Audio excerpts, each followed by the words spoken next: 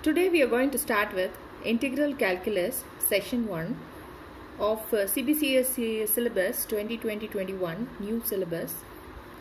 So in this session 1 we are going to talk about introduction and computation of length of arcs of plane curves. So when we are starting with the introduction, see the direct application of the integral calculus starts from the computation and the calculation of the lengths of the arcs of the plane curve and surface area, volume of solids of revolution for standard curves in Cartesian, polar, parametric forms. We are going to find out the formulas and to solve that, and the basic method of integration and reduction formulae of trigonometric functions. So this is the introduction of the integral calculus that we are going to study. So now next comes the computation of length of arcs of plane curves. So before understanding the computation of lengths of arcs of the plane curves, let us consider this curve. See, we know the curve. This is the curve AB. This curve is called as y is equal to f of x. The name of this curve is y is equal to f of x. The fixed points that we are considering here is capital A that you can see and B, where A is f of A and B is f of B. So when we draw the perpendicular to the x-axis, we know that the point A is fixed at x is equal to A, and similarly the point B is fixed at x is equal to B. If we consider a variable point, that is p of x comma y, anywhere between the curve AB, we are having a variable point p of x comma y. Now our main intention is this, to find out the length of this arc AP, that is arc length AP, that is S. So coming to the function, we are going to derive some 5 set of formulas. We are going to understand the 5 set of formulas that we need to understand. So let's talk about the first problem. So let's talk about the first one. See, if you consider y is equal to f of x, this is our equation of the curve. This is varying from x is equal to a to x is equal to b. So the limits are varying from where to where? X is equal to a to b. Now what is our s? S is the length of the arc, that is the arc length AB, that is given by integration of a to b square root of 1 plus dy by dx the whole square into dx. So this is the formula for the arc length. Yes, it is from integration from a to b square root of 1 plus dy by dx the whole square into dx. This is a formula that we need to understand. So this is the formula, and this is in which form? This is in Cartesian form,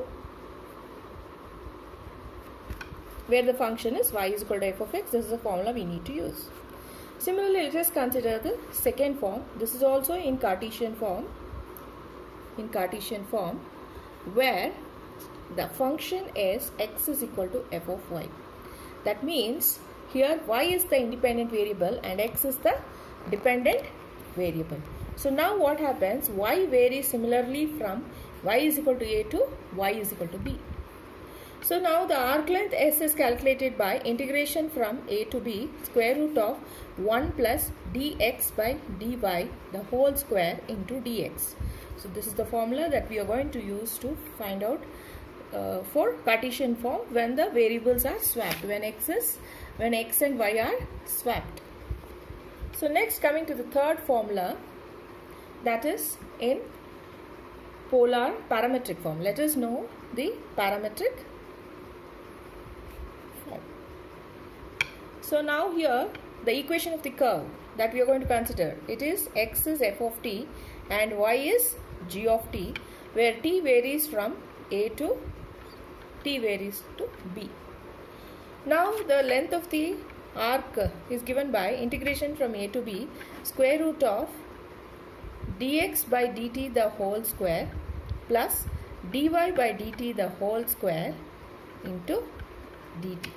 So in the parametric form, it is represented with the third variable where x is f of t and y is g of t and it is varying from a to b, then the formula is like this. Arc length formula is from a to b square root of dx by dt the whole square plus dy by dt the whole square into dt.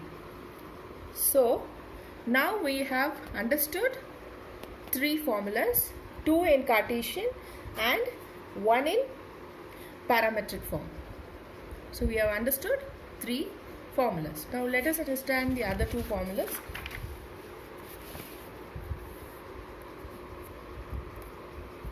Next is in polar form. When the equation of the curve is given by r is equal to f of theta, and this theta is varying from alpha to theta is equal to beta, then the arc length s is given by integration from alpha to beta square root of r square plus dr by d theta the whole square into d theta. So theta is varying from alpha to beta, so whatever the variation, we have the integration definite limits, that is your d theta, and r is the function which is having the function f theta, so we have the formula here r square plus dr by d theta the whole square. This is in polar form where we have the function in this form.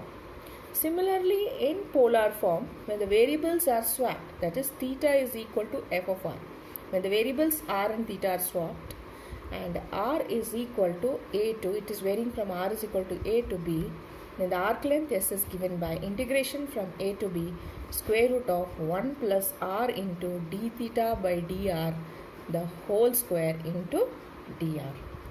So this is in polar form we have 2 formulas when the variables get swapped.